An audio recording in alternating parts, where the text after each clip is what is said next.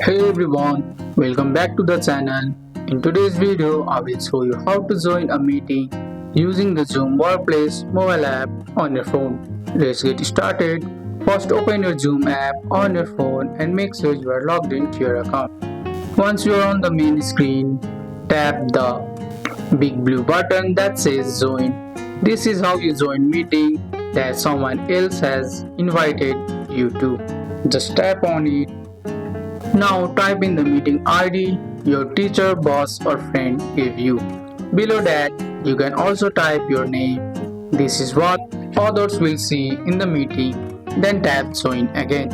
If the meeting has a passcode, Zoom will ask you to enter it. Next, type it in and tap continue. Next, Zoom will ask if you want to connect audio and start video. Tap call using internet audio so people can hear you. You can also tap start video if you want others to see you. And that's it. We have now joined the Zoom meeting using the Zoom Workplace mobile app. That's all for today's video guys. I hope you guys like this video. If you found this video helpful, drop a like. Subscribe for more videos. Thanks for watching. See you in the next one.